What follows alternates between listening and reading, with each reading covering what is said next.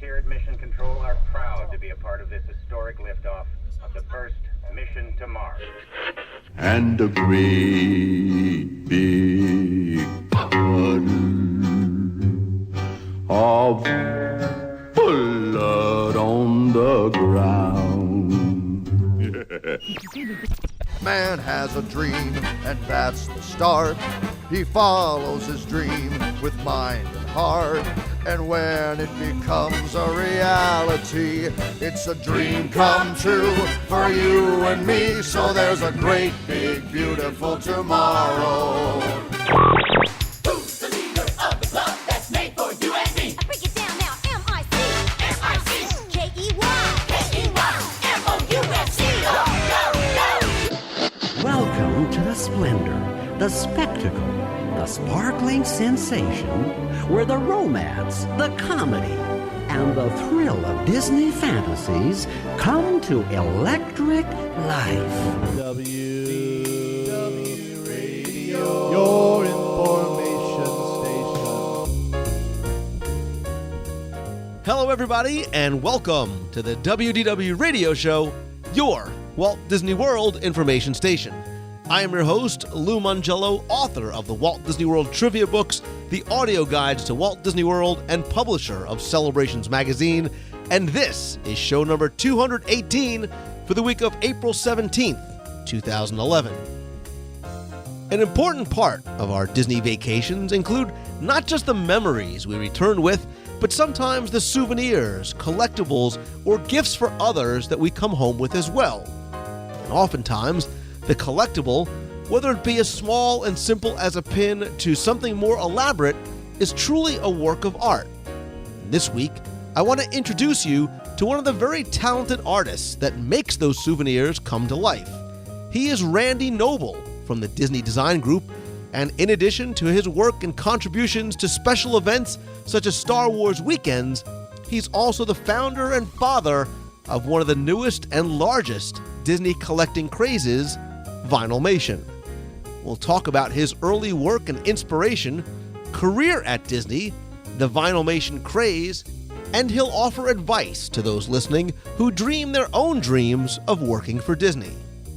I'll have updated information about upcoming meets of the month in Walt Disney World and play more of your voicemails at the end of the show, so sit back, relax, and enjoy this week's episode of the WDW Radio Show.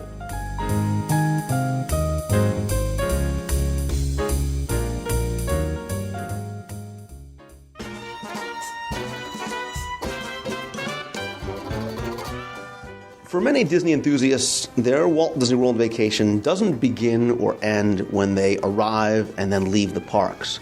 Because for many, it begins with the planning at home months in advance, and they're able to keep those memories going long after it's over with photos and videos of their own, and in many cases, the souvenirs that they bring home.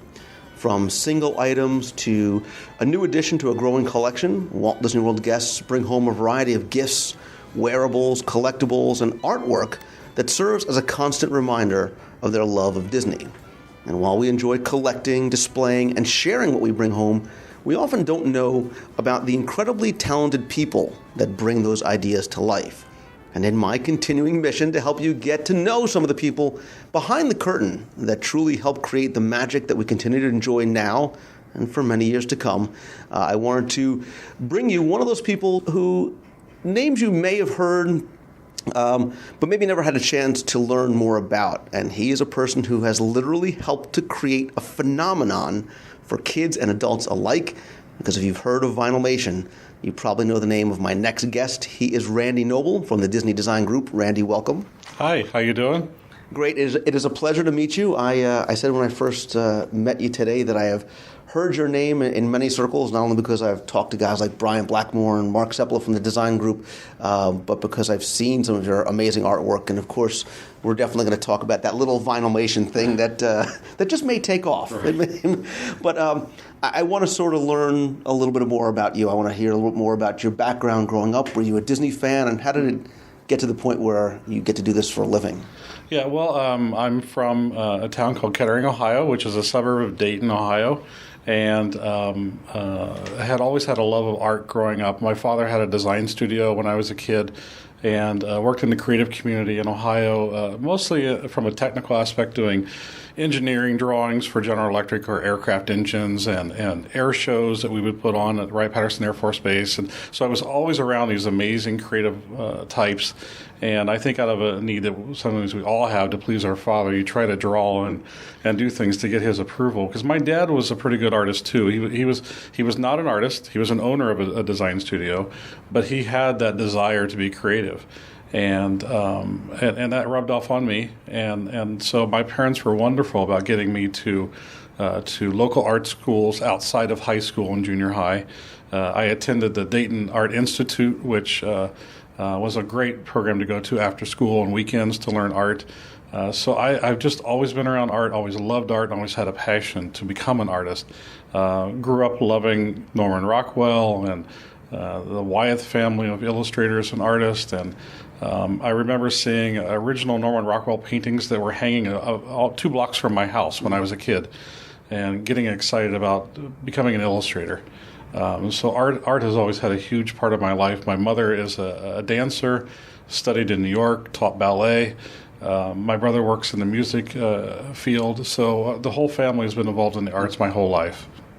So were you the kid in grammar school and middle school and high school who was always, instead of taking notes, you were the one who was sketching images and cartoons on the side? Yeah, absolutely.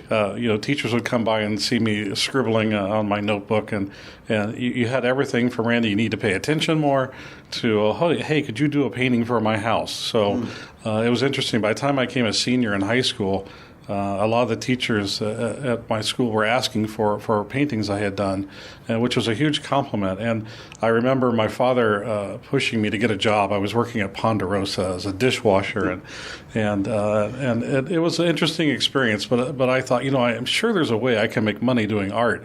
And I found a job. A local company came into town. And set up record stores, and they didn't have any art. And my parents were walking into this bookstore, and I said, you know what, I'm going to go talk to these people that are opening this record store. And I got to meet the owner, and I said, could I do a painting for you of an album cover to hang in your store for display? Kind of like the old Peaches. We used to have these Peaches record stores. They had these huge paintings of record album covers, and I was a dumb 18-year-old kid thinking I could do just as well. And the owner gave me 2 albums to paint. I remember it was a Bee Gees cover and a Santana cover. And I went home and painted it, came back and showed him. He goes, you know what, I love this stuff. And he gave me 20 more to do. And so I quit my job, and I used my mom's dance studio to do the paintings in. And for the next year before I went to college, painted all these amazing album covers. So it was great, a learning tool, and I'm glad that I had the guts to go ask. Of course, we're dating ourselves now because we're talking about things like records and the Bee Gees, 2 things that are probably foreign to a lot of people who are listening. But what about Disney? Did you? We all sort of grow up having some sort of connection to Disney. Were you a fan of the cartoons or watching Walt on Sunday nights? Yeah, absolutely. Our family was no different than other families. We loved watching Disney on Sunday, and we grew up going to the movies. I remember going to the theater and seeing Jungle Book when I was a kid and being just amazed at the animation. Always wanted to do art. Our families took trips from Dayton, Ohio to Florida, that long drive. Dad, are we there yet? And we would stay. Our first stay was at the Contemporary, and I think it was 1972 was my first visit as a kid.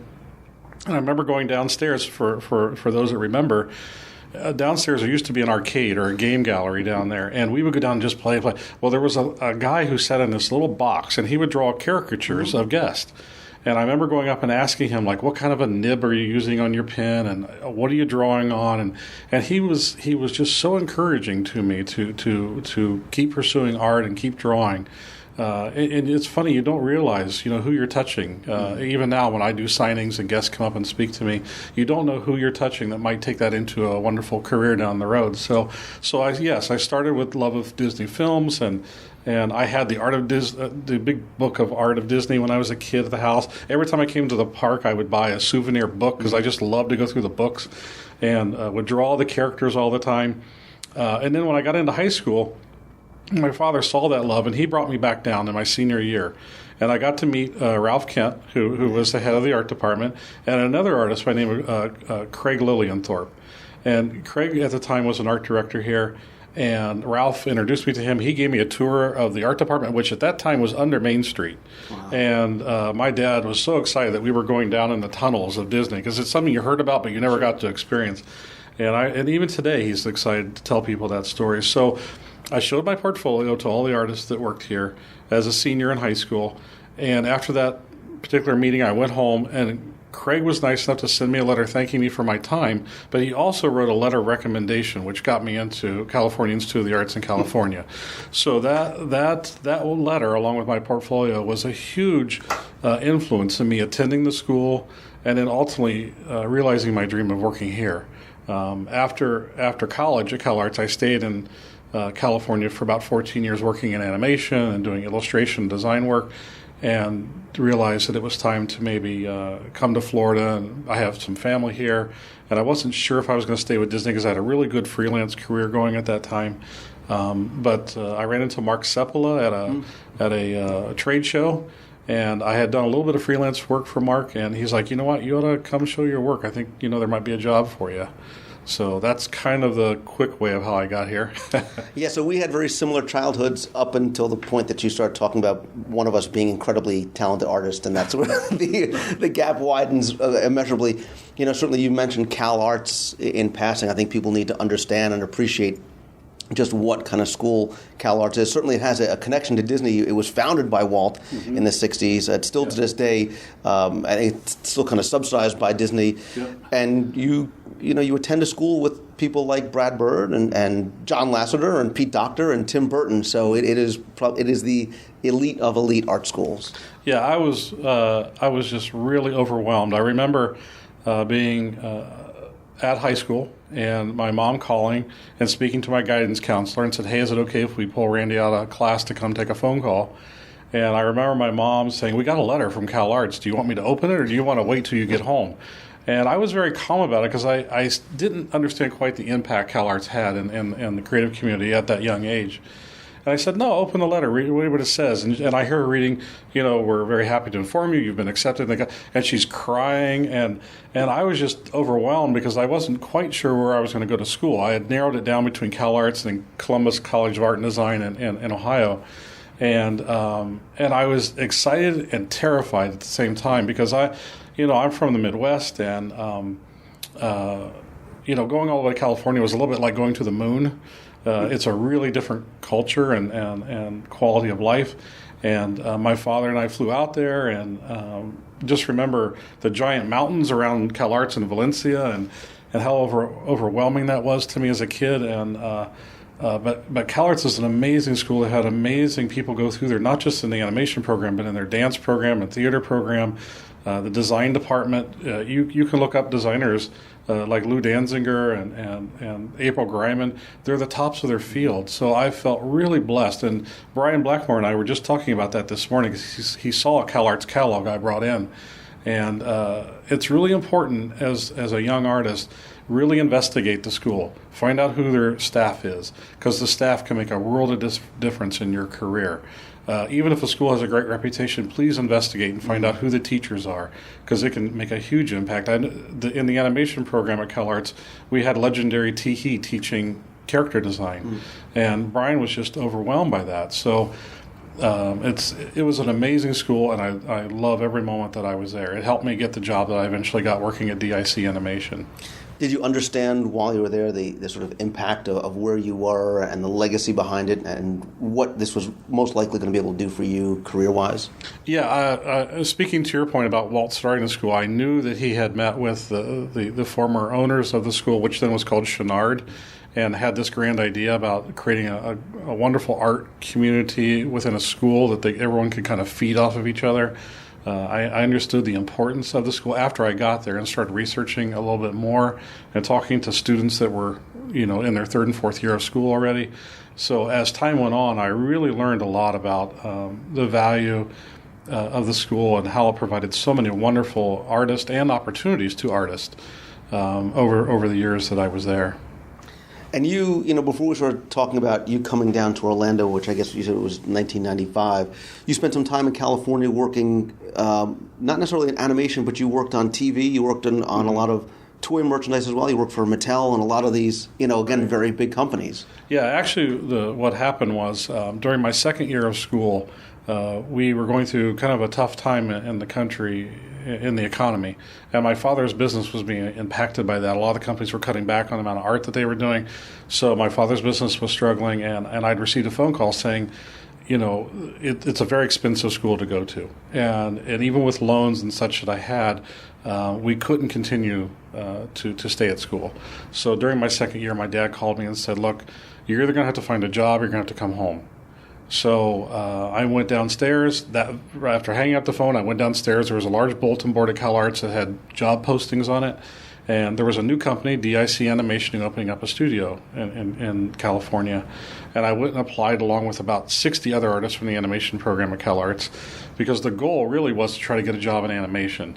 And I was lucky enough to get hired. Of all those people, they hired one artist. And I think it was just the effort I put in.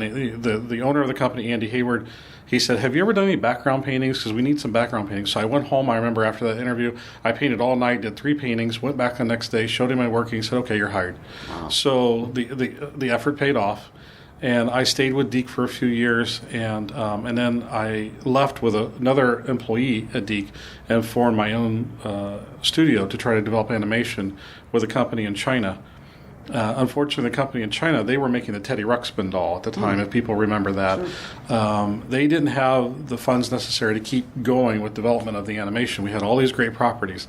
So I ended up, taking a job with Mattel Toys after that as a designer, and pretty much made a very nice, happy living and career in California for about 14 years, and then decided it was time for a change. We had earthquakes, we had all kinds of craziness in California, and it was time just to make a change in my life. So tell me how, when you come down to Orlando, be doing some freelance work initially, and then how do you eventually did you start doing any freelance work for Disney, and is that how you got into the company? Yeah, at the time, I had been freelancing in California for a number of years, and one of my clients was Disney. I met with an artist that maybe some of your listeners will know, Willie Ito.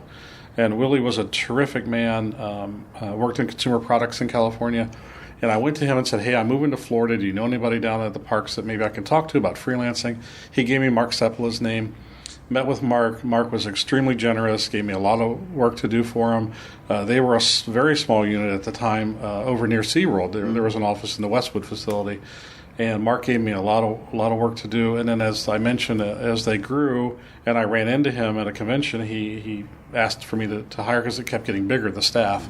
And so it was very exciting to get the chance to interview and then come to work here, because I didn't know. I thought I would just keep freelancing when I moved to Florida, because I was working for Busch Gardens, I was working for Hard Rock, I was working for Disney, I had clients in California I was still working for. I was very happy in my freelance work. And the freelance gives you the opportunity to go get your hair cut at 1 o'clock in the afternoon, where it's a little harder to do when you're working in-house.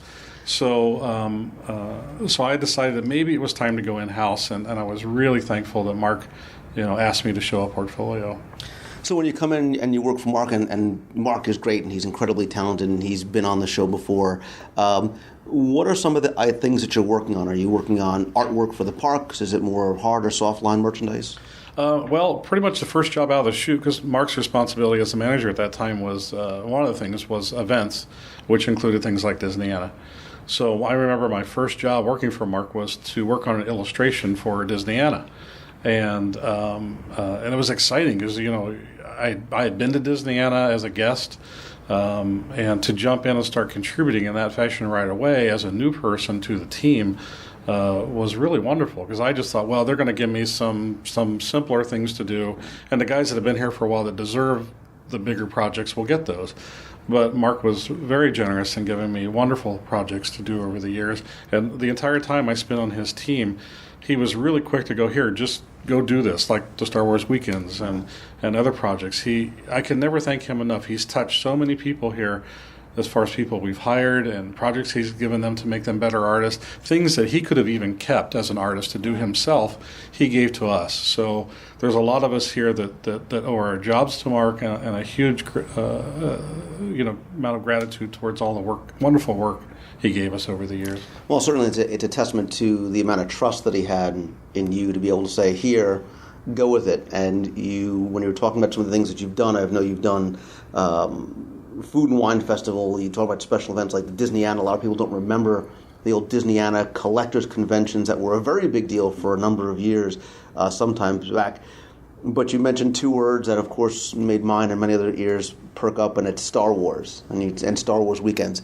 Tell us about working on Star Wars weekends, because this is something I think a lot of people don't realize has been going on and really sort of growing over time beyond just having artwork and parades in the parks. Now merchandise is such a very big part of it as well.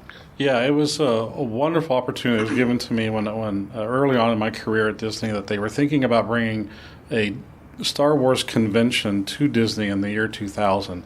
And we had done a small thing before, way before I worked here in the 80s, but they wanted to make it a little bit bigger. And so they asked if I would create a kind of a movie poster type piece of artwork that would help promote that event.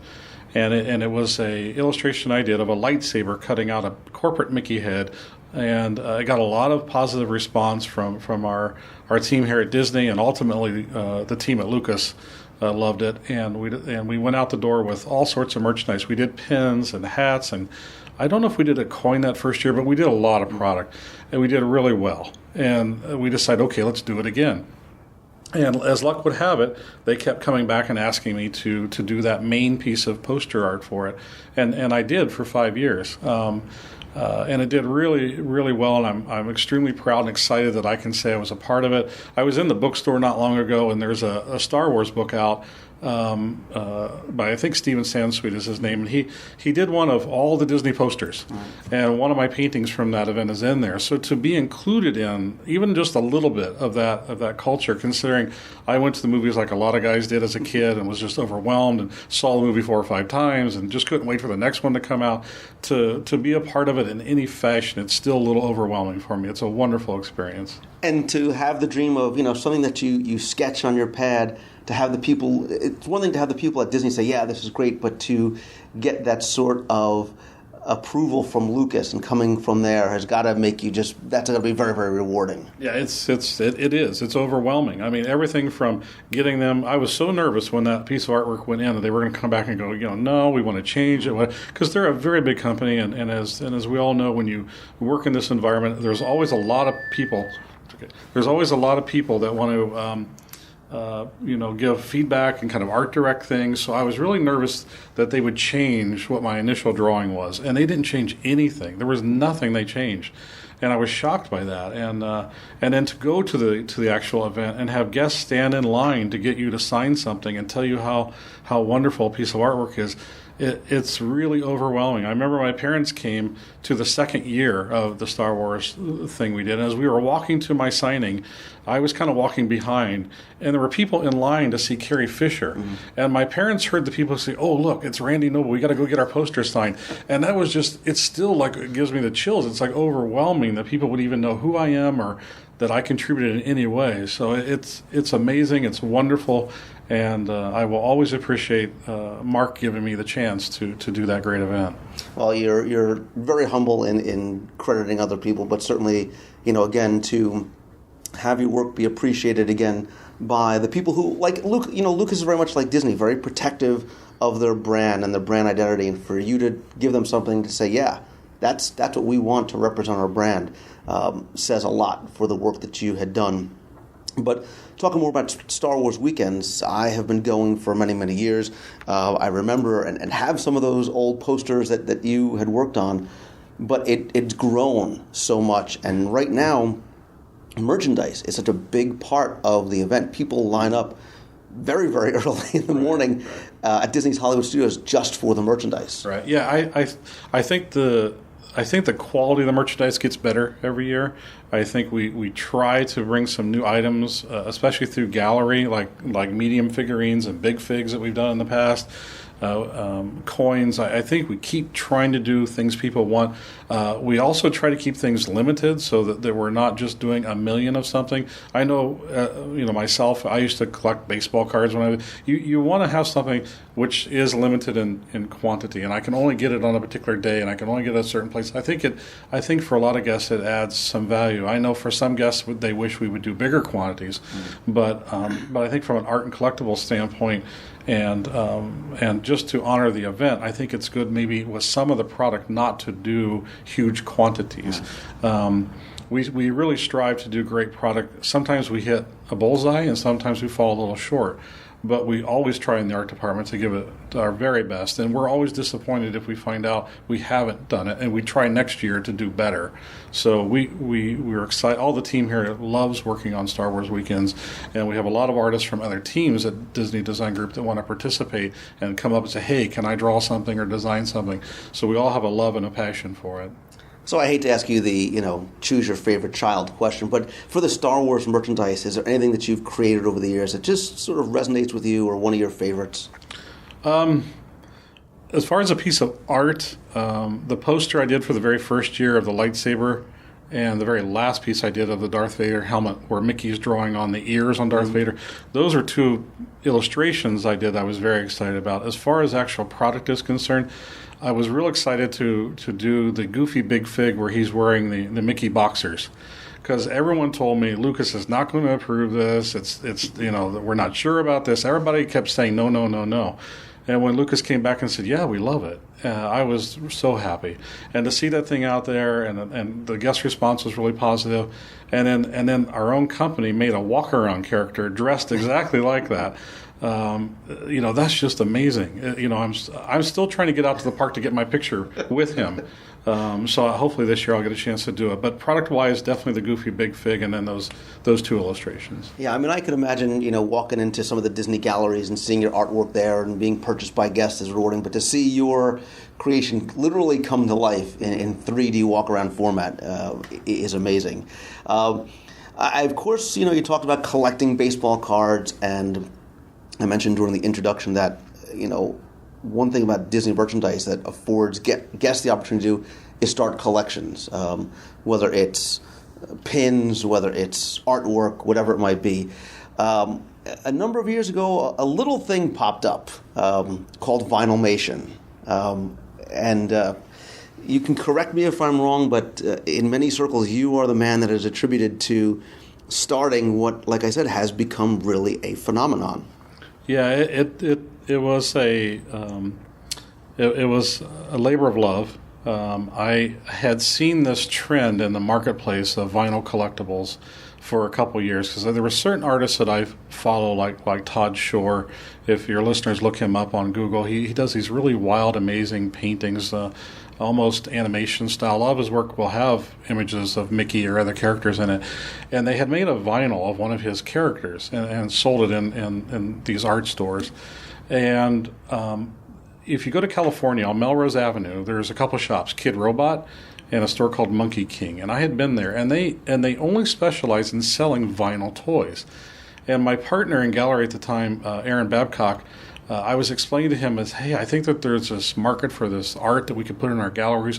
We wanted to bring in a guest that wasn't coming into our galleries too, a little younger demographic, because we kept thinking what could we create that a different, a kid with a 16-year-old boy would buy, or a 32-year-old male or female. We were trying to bring in a different demographic, and I said, I really think this vinyl is kind of a cool thing. So Aaron and I kicked it around for a while.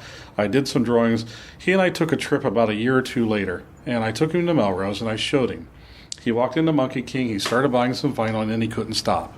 He kept buying more vinyl. And I think he bought about $80 worth of vinyl before we left the store. We walked down Melrose, and we found another store. I think Urban Outfitters had a location there. They were selling vinyl. And then we went to the Kid Robot store, and they were selling vinyl.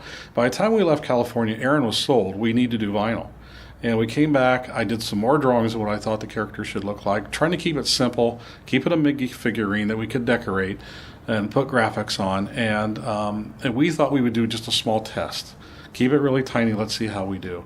But our leadership at Disney thought, hey, this is something that has some validity to it. Let's go a little bit bigger with it. So we came out of the box bigger than we thought we would.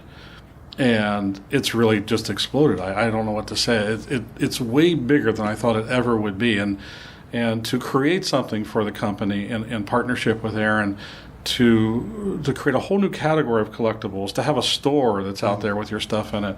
It's one of my proudest moments working here. Is it something that when you first pitched the idea, the light bulb went off in everybody's head, or was it one of those things that you look and say, well, it's such a radical departure from sort of anything else that we have out there? Yeah, it was a little bit of a struggle at the beginning.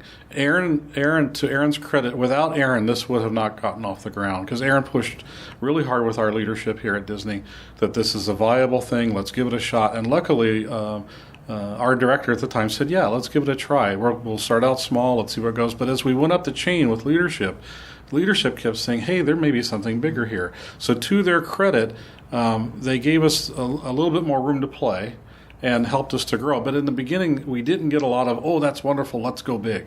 It was like, I'm not sure. And some of our leadership were like, I don't understand the idea of the blind packaging. You mean our guests aren't going to be able to see what they're buying? But see, going back to the days of the baseball card collecting, when I would go into the grocery store and buy a pack of baseball cards, I didn't know what I was getting, and that was exciting. I couldn't wait to get home and tear it open and see, did I get a Hank Aaron? Did I get a Pete Rose?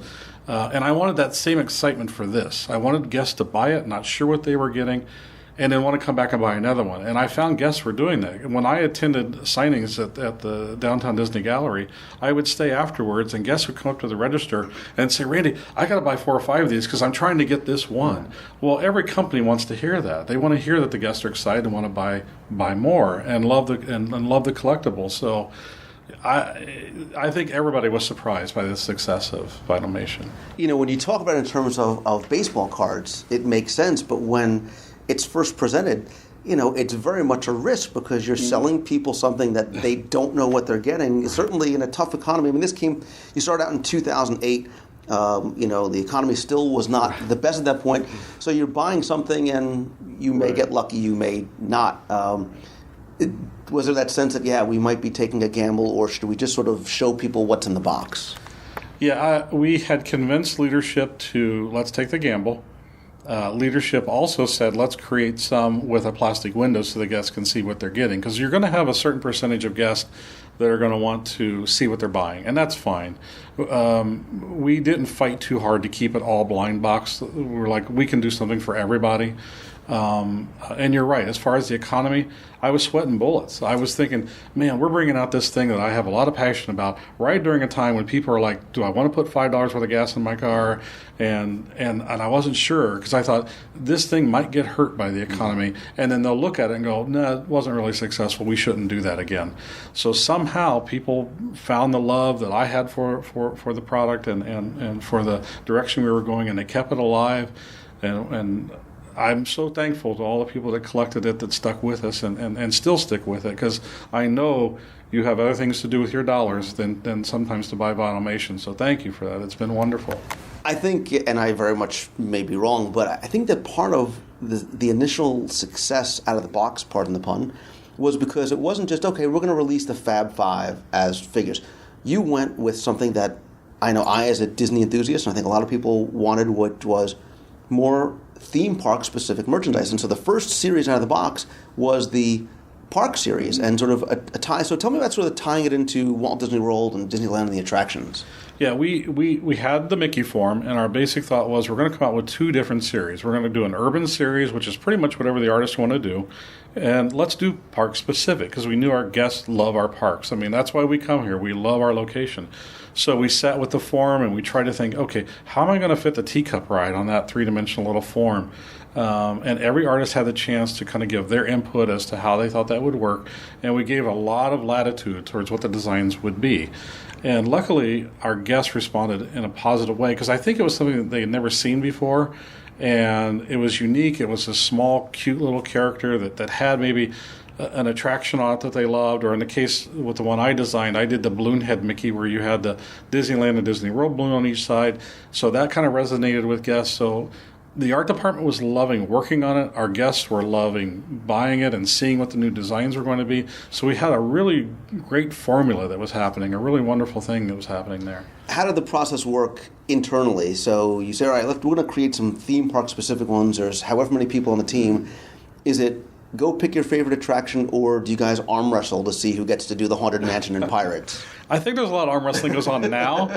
In the beginning days, it was really myself and Aaron, my design manager Dan Howard, and Maria Claps, who was freelancing for us at the time, or an intern maybe, and a very small group of us worked on this art. So there wasn't a lot of fighting going on, like who could. The rest of the art department knew of our little thing we were doing, didn't know quite too much what we were doing at that time, because we were in such a rush to get artwork done, to meet a deadline so the production could get done, to find a factory to make it, that we were just like, just go do it quick, hurry, you get it done, I'll take this one, you do that one. And so there wasn't a lot of competition at that point. As Vinylmation grew and became bigger and bigger and bigger, more people were knocking on my door going, hey, if you need help, I'd love to work on it. So that was cool, because when you get the rest of the art department noticing what you're doing and coming by asking to help, then you knew you had something people really liked. So that made me feel good. And now there's so many artists here at DDG that contribute to the designs, that it still excites me that many people still love it that much. And I think that one of the things that I like is the fact that there is attribution to the artists that are creating it. A lot of times we go into the theme parks and we buy merchandise, never realizing that there is a person in the back who is drawing that, who's sculpting it, and you don't know who they are. Now you can look on the bottom and you see the artist's name, or you go online, you find it, or even better yet, you can go to a signing and you do signings, and people want you to sign their 3-inch and now the 9-inch Vinylmations. Yeah, well, a lot of the credit for artist signatures going on the vinyl, even the ones you buy in the store or ones that I just sign in the public, has to go to Aaron Babcock. As the product developer for the category, he said it correctly in a meeting we had when he was speaking with our executives. This is a 3-dimensional canvas. So he looked at it always as being a piece of art, a piece of artwork. The same way you would go in and look at a painting hanging on a wall, he looked at this as a piece of art. So Aaron fought for the artist's signature being on the bottom of every piece, because it is a work of art. And he really deserves all the credit for helping the DDG artists get a little bit more exposure to our guests. That, yeah, we're here, we're helping to contribute to the memories you have of coming to our parks, and we're proud of the work that we do. So were you surprised when you saw it take off in really a way that I think a lot of people didn't expect? I will be completely candid, and when they came out, I said, what is this? What is this silly little... I said, you know what? It's going to completely fail. And I said, I'm not going to get sucked into this. And then I saw the Smart 1 figure. I was like, oh... Yeah. And I bought one, and like your friend in California, next thing I know, I've got 2 shelves filled with Vinylmations, and I think a great part of it is the quest. Unlike collecting pins, the quest now and the trading aspect is part of the fun. You get that interaction with other cast members and with other people. There's Vinylmation meets that happen around the country. Did you guys ever sort of see it exploding the way it did, and now there's Vinylmation logo gear, 9-inch Vinylmations, and Yeah, no, I didn't see it getting that big. I've since kind of left Vinylmation behind. My responsibility has always been the gallery for Disney, for our ships, for our land-based galleries in the parks, and Vinylmation was developed under that banner of the gallery. And as it grew, the company realized we weren't going to be able to keep it just in gallery because it was such a big project. So they took it and put it into the toy teams category here at Disney Design Group. And it's been run beautifully by Thomas Scott and the group of artists on that team.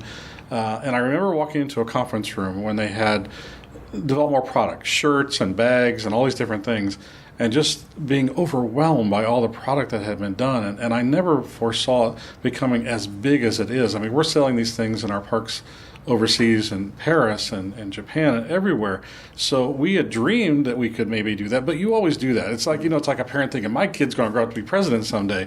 Well, I was that way with vinyl, thinking, well, maybe someday we could get into the park overseas and we could have T-shirts and all this kind of, but, it's just one of those silly dreams. And then for it to actually happen was really amazing. I still walk around and I'm just overwhelmed by how successful it's been.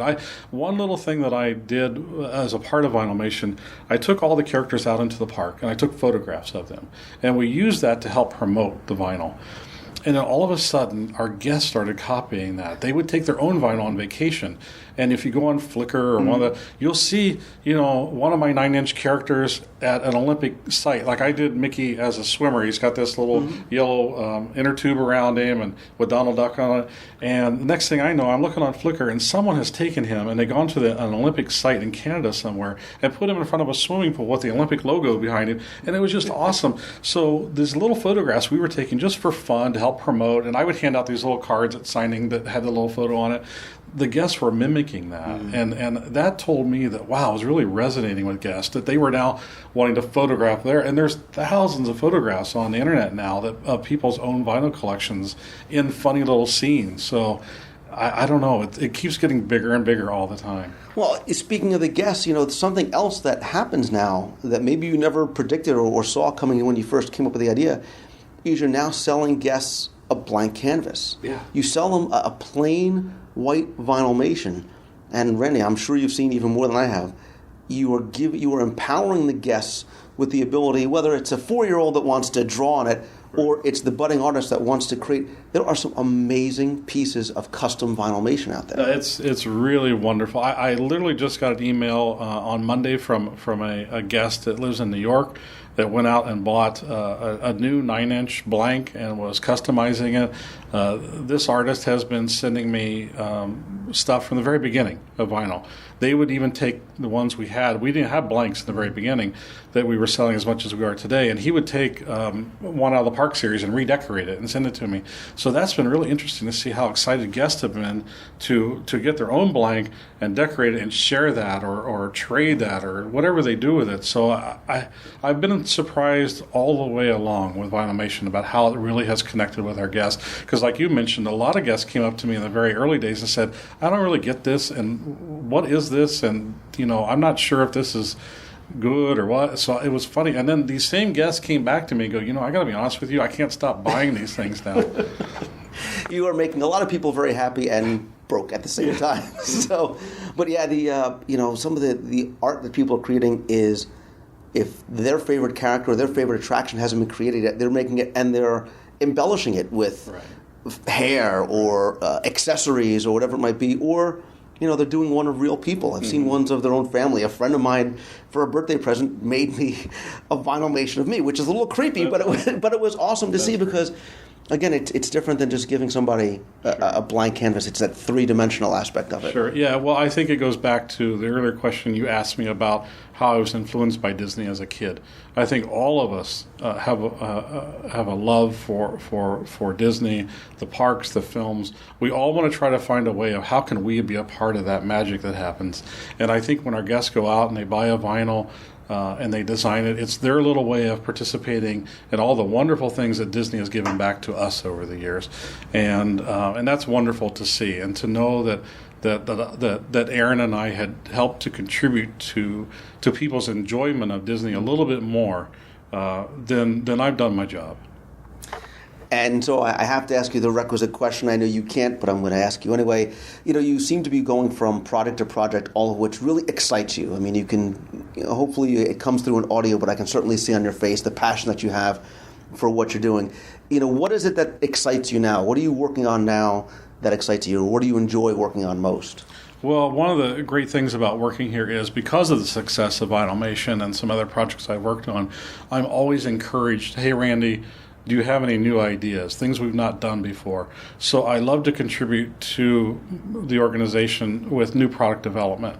And I'm working on a lot of things right now that unfortunately I can't kind of go into for legal reasons, but I'm really excited about, and I can't wait to see it get developed further. And hopefully you'll come back someday and go, wow, Randy, this thing you just did, I like it, it's wonderful. Or, hey, Randy, I didn't like that, and here's what you should have done.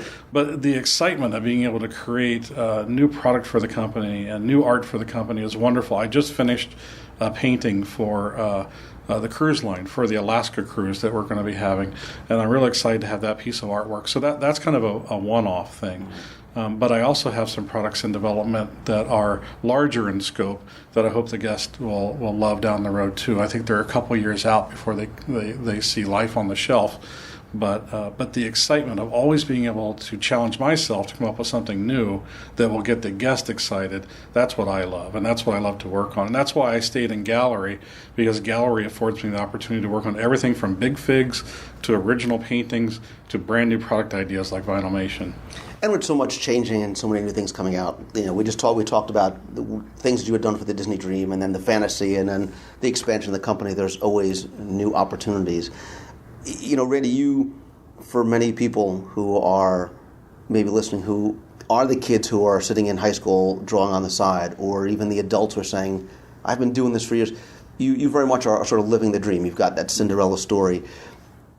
Everybody's path to getting here, yours, Mark's, Brian Blackmore's, Ralph Kent's, was very different. But if you had a bit of advice to give to somebody who's listening, young or old, about saying, God, I wish I could work for Disney. How do I get?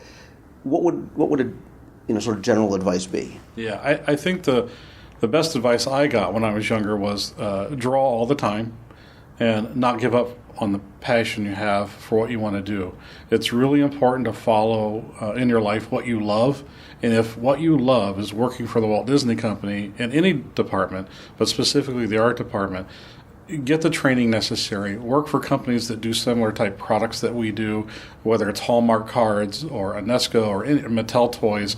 Work in the field for somebody until you can get in here. Now, I know that the job opportunities within Disney Design Group happen occasionally, but if your passion is to work in the area I work in, which is doing consumer products, then try to find companies that work in a similar field. If you want to work in animation or at Pixar or one of those places, the key is to not give up. Keep putting your portfolio in all the time, keep drawing, keep getting better as an artist. I know of artists that worked in our animation department here in Florida that they submitted portfolios 15, 20 times before they got accepted. I would tell people don't give up, because I've seen too many artists get hired after that 20th submission that if you give up after the first or second time on the dream, you're always going to kick yourself that you didn't find a way to make it happen. We have artists here that work in our sketch art program in the galleries that have gotten jobs within Disney and specifically Disney Design Group. So keep drawing, keep practicing, contact people like me to help guide you. That's what I did when I came here with my father. Those artists in 1981 helped me to get into CalArts and eventually here. So find what you can find a way. Just don't give up. The biggest thing is don't give up. Excellent. Well, you are, as I said before, you are incredibly humble. Your work is amazing. Obviously, very gifted as well. Very generous with your time. For us today, it's been a privilege to be able to talk to you. I hope, and I really encourage people who enjoy your work or want to do what you do to pay attention to the Disney website and find out when you are coming to the galleries and doing signings and taking the time out of the trip to come and meet you. Randy Noble from the Disney Design Group, keep doing what you do. I can tell you on behalf of the guests, it is very, very much appreciated. You may not get to hear it every day, but know that we enjoy everything that you do. Thank you. It's been a pleasure. Thank you so much.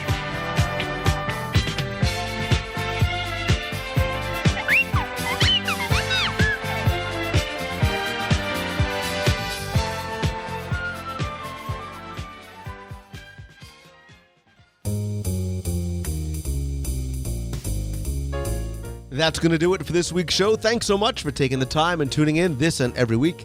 Thanks again to my guest, Randy Noble from the Disney Design Group. To hear interviews with other members of the Design Group, hear their story, learn more about their journey, and get their advice as to how to follow your dream as well, you can go back and listen to all the shows in the archive either at WDWRadio.com, click on the podcast link there, and those and all the past episodes, including those, are in iTunes, so you can get those interviews as well as many others that I've done over the years.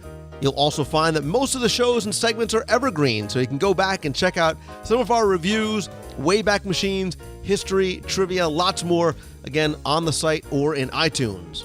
Speaking of the website at WDWRadio.com, there is lots more there, including our fun, friendly discussion forums where you can talk with other Disney fans about all things Disney in a fun, friendly, safe environment. There's our blog post, photo galleries, videos, lots more. Speaking of the blog, don't forget to check out the daily blog posts. This week, we have more information about the Disney Book Club, including new discussion questions on the blog. Again, we're reading Ridley Pearson's Kingdom Keepers 4. If you haven't started reading it yet, that's okay. You can come by, be a part of the book club, and join in the discussion right on the site. Visit thedisneybookclub.com or visit WDWradio.com. Check out the blog for more information.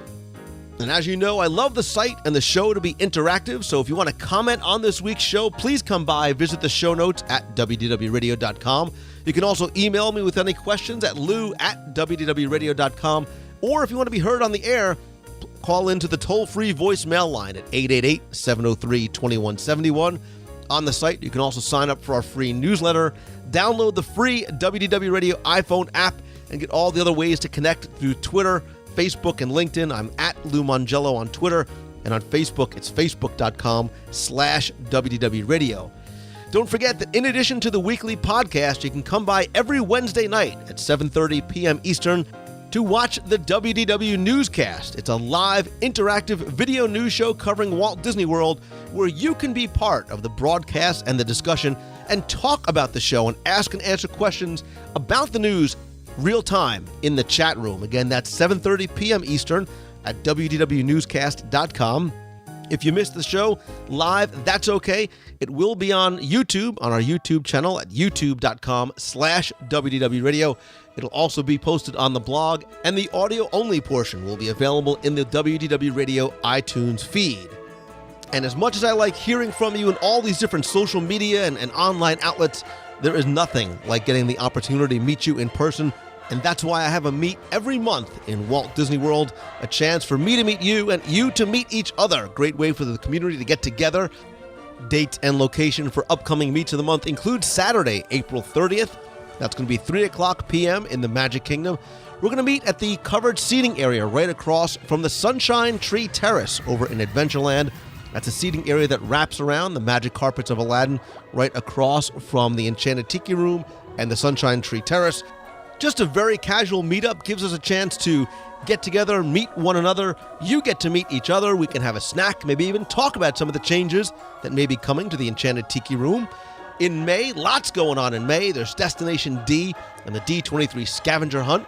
Speaking of which, a great way to prepare at home is, of course, with the Walt Disney World trivia books and audio guides to Walt Disney World. They are both full of trivia and secrets, fun facts, history, and maybe some little details that may be able to help you and your team prepare for the scavenger hunt. For more information or to order, you can visit the shop over at WDWradio.com. There's also some specials going on now if you order all 5 copies of the audio guides on CD. We may have an informal meetup right around D23. Stay tuned to Twitter and the show for more information. But the official meet is going to be Saturday, May 21st. That's going to be 11 a.m. at the Backlot Express over at Disney's Hollywood Studios. That is right next to Star Tours. That is going to be opening weekend for Star Tours 2. It's going to be Star Wars weekend. Lots of Disney, Star Wars geeky goodness going on there. Again, that's 11 o'clock a.m. Saturday the 21st at Backlot Express. In June, we're going to be meeting in Epcot, and it's going to be Saturday, June 11th. And I picked that date and location, as I mentioned a couple of weeks ago, for a very specific reason, because we are going to meet in Japan for Japan. And we're going to do some fundraising efforts before and after the event to try and help raise some funds for a tragedy that is still ongoing over in Japan. There is a link to our fundraising page over at firstgiving.com, where we're raising money for the American Red Cross Relief Fund. I'll put a link in this week's show notes. You can also find that link over at disneymeets.com. Also in June, if you're going to be in the Pacific Northwest, the Pacific Northwest Mouse Meet is going to be Saturday, June 25th from 11 a.m. to 6 p.m. I'll be back having a table and speaking once again. There's lots of other speakers, fan displays, a merchandise show and sale, games, contests, pin trading, a charity auction. Lots of fun going on up there. Tickets are now available, and you can go to pnwmousemeet.com for more information. In August, we've got the D23 Expo. We will be there once again. Lots planned for that weekend. And don't forget, in October, we're going to do a 40-hour live video broadcast honoring the 40th anniversary of Walt Disney World. That's going to be the weekend of October 1st from Walt Disney World. Again, lots going on that weekend. Come by and join us as we celebrate. There's also the Wine and Dine marathon going on, Food and Wine Festival, lots more. If you are thinking about participating in the Wine and Dine Marathon or any of the Disney running events, don't forget we'd love for you to come by and be a part of the WDW Radio running team as we get together as a team and also raise funds for the Dream Team Project. We raise money for the Make-A-Wish Foundation of America. For more information, you can visit wdwradio.com/running. But for more information about any or all of these meets, again, go to disneymeets.com. You'll also find Facebook event pages created for all these. And of course, don't forget about the WDW Radio Cruise on the Disney Dream in fall 2012. For more information about that, it is going to be November 4th through the 8th. That's Jersey Week for those of you in New Jersey. For more information, visit wdwradio.com/dream2012. You'll also find a link to that right on the homepage of wdwradio.com. Finally, quick thanks to my partners and sponsors, including MEI and Mousefan Travel. So if you're going out to California, you're going to Walt Disney World, or you're going on a cruise, be sure to visit mousefantravel.com, not just for the best prices, but for that level of personal service that only they can give. And if you're looking for a vacation home within just a couple of miles of Walt Disney World, whether you want a little more space, a little more privacy, a private pool, a spa, kitchen, game room, multiple master bedrooms, lots of great amenities and more, visit our friends over at allstarvacationhomes.com. They have everything from 2-bedroom condos up to 7-bedroom homes and lots more. When you are in Walt Disney World and you are looking for a fun place to go and enjoy some good food, be sure and check out Bongo's Cuban Cafe in downtown Disney's modeled after a 1950s Havana nightclub. High energy, great food, live music and dancing on Friday and Saturday, indoor and outdoor seating, 3 bars, an express window, lots more. You can check them out over at bongoscubancafe.com or just stop in over at downtown Disney's West Side. And finally, if you want to stay right in the heart of Walt Disney World, one of my favorite places to stay, if you follow me on Twitter, you see my tweets, not just from the view from my room of the boardwalk and Crescent Lake and Hollywood Studios, but oftentimes of the food that I'm eating at some of my favorite places like Kimonos, Blue Zoo, and Shula's. Of course, you know I love the Heavenly Beds. There's a Mandara Spa. Lots more Disney benefits over at the Swan and Dolphin. You can visit them over at swananddolphin.com. Lots more I have planned for the show and the site. I've got some great guests coming up, some trivia contests, and lots more, as well as a few announcements for some things that I've been working on and planning for some time now. Really excited about sharing that with you, probably over the next couple of weeks. But in the meantime, as always, my friends, if you like the show, all I ask is that you please help spread the word. Let others know about the show. Tweet out that you're listening. Share a link over on Facebook. And please come by, review the show and the free iPhone app over in iTunes. And as always, my friends, and you are my friends, whether we've met or not, and I hope we get a chance to meet up at one of the meets of the month or elsewhere, I hope that you find the opportunity and the motivation to start pursuing your passion and following your dreams. And when you do, always keep moving forward. Thank you so much for taking the time and tuning in this and every week. I hope you have a great week, everybody. See ya. Hey, Lou, Gary from Columbus calling. Hope you're well. Just listened to your show about the best water effects in the world. I had one obvious one that I would add, and this is kind of a geeky engineering type of thing, but the water bridge between the Seven Seas Lagoon and Bay Lake over by the Contemporary has always fascinated me. I like going over it on the boat. I like going under it on the buses. I check it out in Google Earth. I think, how on earth did they build that thing? It's so cool. So that's the one thing that I would add to your list. Other than that, many on there that I didn't think of and several that I did. So enjoyed it thoroughly. Thanks, Lou. Take care. Hi, Lou. This is Jen Tremley from Bristol, Connecticut. Just wanted to say hello and thanks again for the lovely weekly podcast. I thoroughly enjoy listening to them. I actually have them going in the background while I'm working, and it really just takes me away and puts me right into the middle of the magic, whether it's talking about my favorite attraction or listening to the music that you play in the background. It's just an awesome, awesome show. I love what you do, as I've said before, And I just recently subscribed to Celebrations Magazine. What a wonderful publication. I just really, really thoroughly enjoy your website, your books, your audio guides, everything. And I hope one of these days I can meet up with you at a meet of the month. I am going to Disney in September, September 17th actually, to the 24th. So I'm hoping that maybe you can plan your September meet of the month from around that time, because I'd love to meet up with you and shake your hand. And again, just thank you very much for everything you do for us Disney nuts out there. Have a great week. Hey Lou, it's Glenn from Alabama. Just wanted to call and let you know that I just got finished listening to your top 10 segment with Tim about the water features.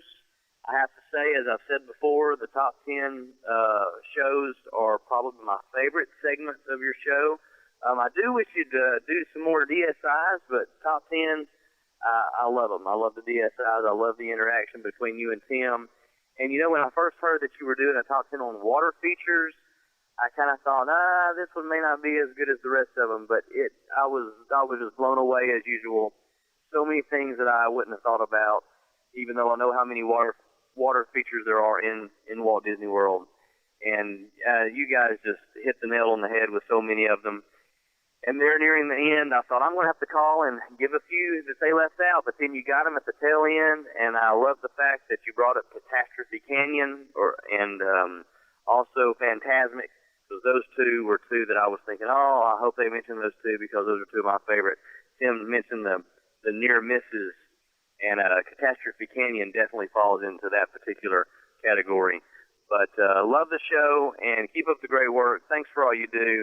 For those of us that don't get down there as much as we would like, that really keeps the magic going through our days and years. So we appreciate it, and I hope to get to meet you in person sometime. All right, bye-bye. You've got a friend in me.